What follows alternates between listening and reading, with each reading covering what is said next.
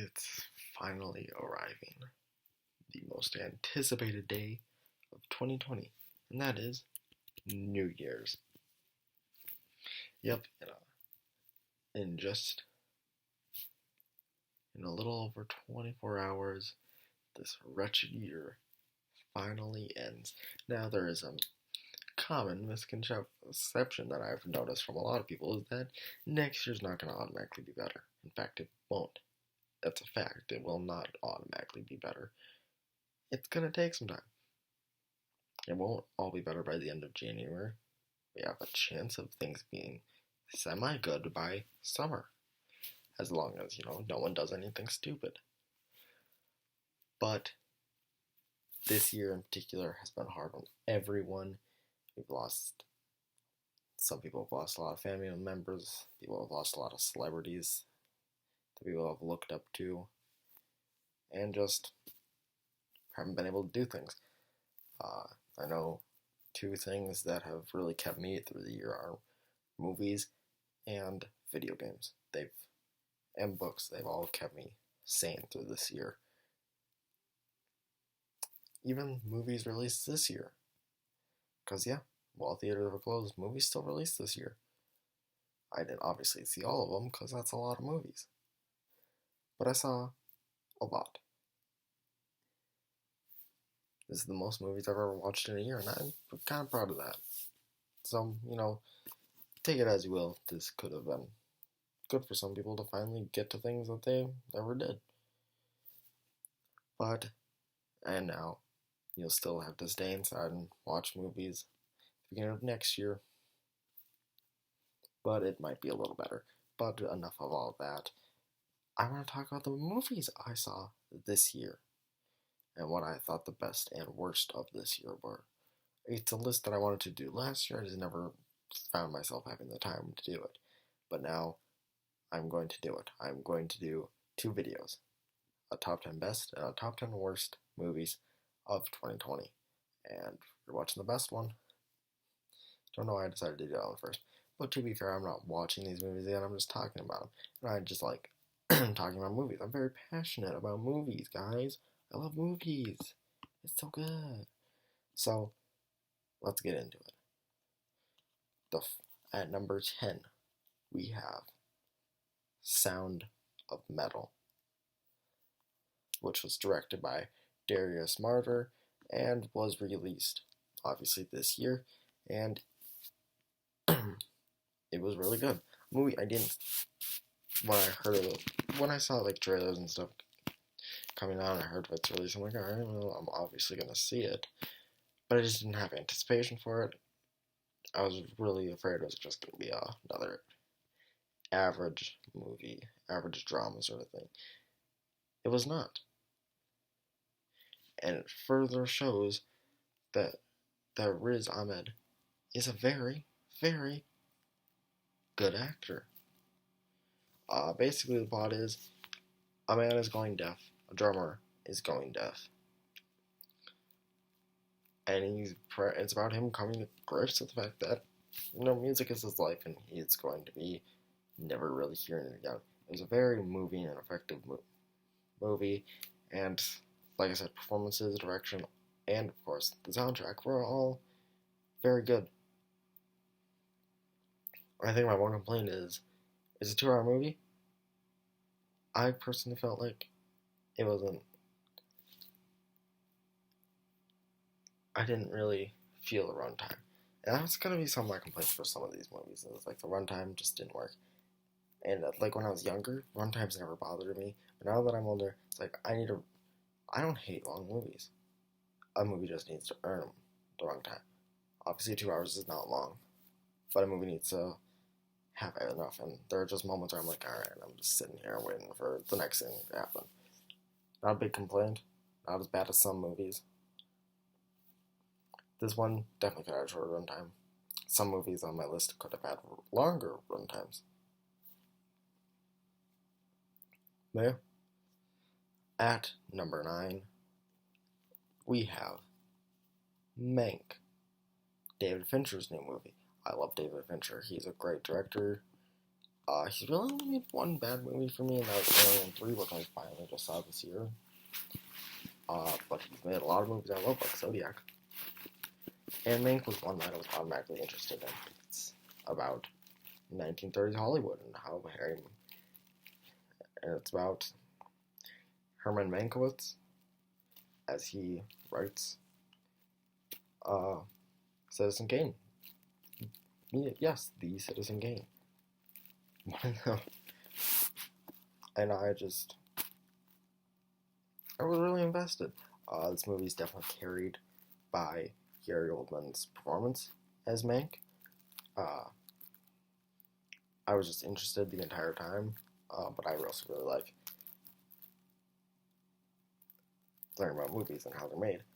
I want more movies about making movies. Like, I love The Disaster Artist, and I love this movie, so I need more movies about making movies. My complaint about this one was it's not very accessible. It's not an accessible movie. I knew enough about the old times and old Hollywood. I knew just enough for it to make sense. I'm not an expert, but I knew just enough to make sense. Barely enough, because there are still moments I'm like, what are you talking about? It's not an accessible movie, and that was probably a choice made by David Fincher. I shouldn't fault it. I just think it's something that didn't work for me, and it probably didn't work for a lot of people, but I still really, really liked this movie. That was really good. At number 8, we have The King of Staten Island. This was directed by Judd Apatow and was a story about and was written and stars Pete Davidson. Well, co-written by Pete Davidson. Pete Davidson had 2 movies that come out this year, Big Time Adolescence and this one. Big Time Adolescence was a fun little movie. It didn't work quite well with me. This is the movie that did. It showed off his acting talents, and he has a future as a writer too. This is partially based on his actual life, which is also probably why it was so easy for him to act and write it, because he just kind of fell into it. And it was another comedy movie directed by Judd Apatow. Another good comedy movie directed by Judd Apatow, but it's also much more of a drama than I expected, which I really appreciated. I'm glad it focused a lot on drama. That being said, this one is also long. It doesn't earn its 2-hour and 17-minute runtime. I definitely do not feel that it earned that runtime. And especially since there's a lot of plot lines picked up and dropped at random, that's something that definitely didn't work for me. But it's definitely kept afloat by a strong direction and very strong acting in it. And I felt a lot of emotions, and this was definitely a passion project for a lot of people, it felt like. And I'm glad it got made. I wish it would have gone a theater release. I feel like that this was a movie that deserved a theatrical release. But I hope it did successful with streaming. I saw it like the first weekend it came out.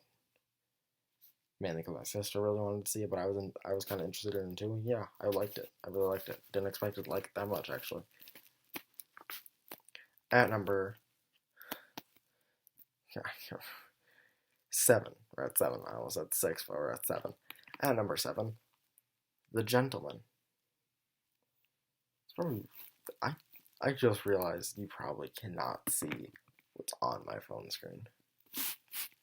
If you can't see, just know I'm pulling up the posters for all these movies and showing them. And it just occurred to me that you all probably can't see it. But yeah, The Gentleman. It was directed by Guy Ritchie, and I had so much fun with this movie. Didn't expect to have this much fun with it. It was a return to form for him, because it's been a while since he's done his little crime films and comedies and stuff. And man, this genre has missed him. I missed him in this genre. He feels at home here. Obviously, I liked some of his different works. I like when he expanded his horizons. I liked The Man from U.N.C.L.E. I actually really liked that movie. I loved that movie, actually. And his two Sherlock films. I love those two. Uh, I wasn't a big fan of King Arthur or Aladdin. And Snatch is awful. It's awful, man. That was not good. The Gentleman. Oh my god, I had so much fun with this movie. It was just a ride, and I just didn't really want it to end. I will say, the script isn't the tightest or strongest, and a lot of predictable moments I felt. But it was definitely a movie I'm glad I saw, and I loved it, and I had so much fun. And at number 6, now we're at number 6, is Tenet. I loved Tenet, and that's proven to be a divisive thing to say. Tenet is proven to be a very divisive movie, but I loved it. I had so much fun with it. And, well, Christopher Nolan is probably one of my favorite directors out there, period. He's in my top 3. My top 3, in case you're wondering: Steven Spielberg, Christopher Nolan, Edgar Wright, in no particular order, but those are definitely my favorites. Christopher Nolan has yet to make a movie I didn't like, honestly. And Tenet was another movie I loved. It improved upon reviewings. I own it now, and I've rewatched it, and it definitely bumped up on my list. I will say that. It was a little bit lower, but it bumped up. It's a movie that benefits. Actually, it's a movie where it needs multiple viewings, because you're not going to understand it the first time. You're not. But I'm glad I did get to rewatch it. It's really good. Sound mixing, awful. You need to kind of work on that. But yeah, I just really like that. All the performances are great. I've been a big fan of Robert Pattinson for a while now, so I'm excited for his Batman turn. But I'm a big fan of him. But now I'm a John David Washington fan. I didn't know if I'd like anything he did, but yeah, I liked what he did. And I wanted to see more, and I can't wait to see him casted in more things. At number 5, definitely my weirdest one, Happy Halloween, Scooby-Doo. I'm a huge Scooby-Doo fan, and I was afraid when I thought Scoob was going to be the Scooby-Doo movie, the only Scooby-Doo movie that came out this year, but nope, Happy Halloween, Scooby-Doo came, and it stole the show, and I'm in love with this movie. Yeah, it's so chaotic, and I found out something. If the Scooby-Doo movie is chaotic, I love it. Like, Kiss Rock and Roll Mystery is another Scooby-Doo movie I love, because it's so chaotic. I just need my Scooby-Doo movies to be chaotic, because if they're not chaotic, then it feels like a feature-length episode of one of the shows, and it's like, I don't need to see that. It needs to be interesting or chaotic. And this movie was both. It's so much fun. Number 4, The Invisible Man. It took me too long to see this movie. I'm going to say that. It took me till November to see this. I wanted to see it when it came out, but I never got the chance to. It just took me too long to see this. Leigh Whannell, I love him as a director. I can't wait for the movies that he does. He's doing Wolfman. He's doing another Wolfman movie, which is based on The Invisible Man alone. I'm excited for it. And he's doing an Escape from New York movie. I'm excited for both those. But it took me too long to see this, and I loved it. It was a perfect reimagining of the classic. And I also love that it's not like the book, but it's also not like the original movie. It is its own story, its own thing, with nods to both source materials. But it's just its own story with the same premise of an invisible man. That's what I liked. I didn't. If they really wanted to do a dark universe, they should have started with this. I still think the dark universe is stupid, and they shouldn't do it. And in fact, they're not. It was canceled. Uh, but yeah, I just really like this movie. If you haven't seen it, I highly recommend you check it out. At number 3, we have a movie that I didn't see coming as being a great one that I loved. Palm Springs. Again, probably can't see it. Palm Springs. Didn't see it coming being that good. Directed by Max Barbakow. I didn't see that one coming at all. Andy Samberg and Christina Milioti. Kristen. I'm not sure. But yeah, I love this movie. I didn't expect to. I had heard good things about it, so I'm like, alright, I'll check it out. But I didn't expect it to be this funny, this perfectly paced.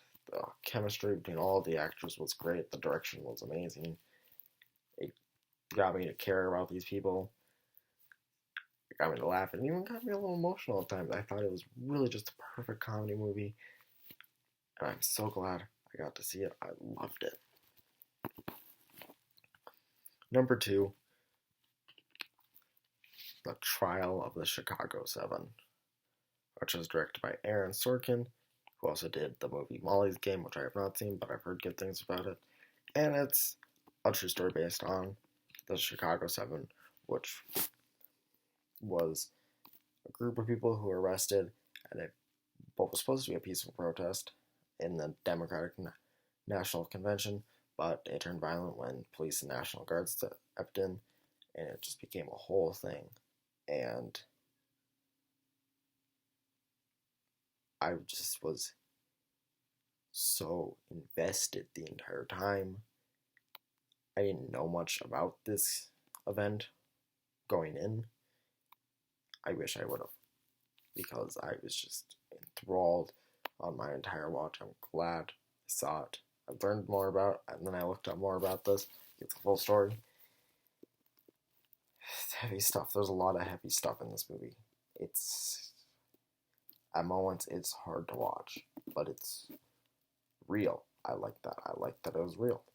And it even got me to laugh. There was a lot of funny moments, which I like that. But you should have known when Sacha Baron Cohen is in the movie that there's gonna be funny moments. But there was definitely those light moments. So this movie wasn't all just depressing real stuff. But yeah, this movie was amazing. But now, before we move on, it's time for honorable mentions. One of them is Onward, the Pixar movie that came out this year with Chris Pratt and Tom Holland. I love Pixar. I love this movie. It's a perfect fantasy movie. It subverted my expectations on the ending. I love the ending. Freaky. That was so much fun. I love that twist of the body swap, but with a horror victim, and a killer. I love that. Birds of Prey was a fun DC movie that I was a little afraid to watch, but I'm glad it did. Uncle Frank with Paul Bettany. The Amazon movie with Paul Bettany, Sophia Lillis, and Peter Macdissi. Really like that one. Really another surprise one was Shithouse, directed by Cooper Raiff and starring Cooper Raiff and Dylan Galula. That was really a movie I didn't see coming that I loved. But no more of all those. Now we're on the number one movie 2020. My number one movie of 2020. Soul. Disney Pixar's Soul. Oh my god, I love this movie. I love Pixar.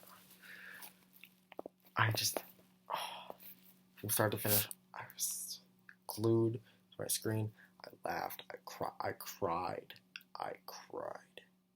That hit me. It was real. It was very psychedelic at parts. The animation was beautiful. Everything was amazing and perfectly done. Pete Docter, good job. Good job. As always. You always do a good job. But yeah, that's my top 10 best movies of 2020. Did you agree? Have you seen any of the movies on that list? Let me know in the comments below. Make sure to like and subscribe. This is Jordan from Jordan Reviews. Sign off.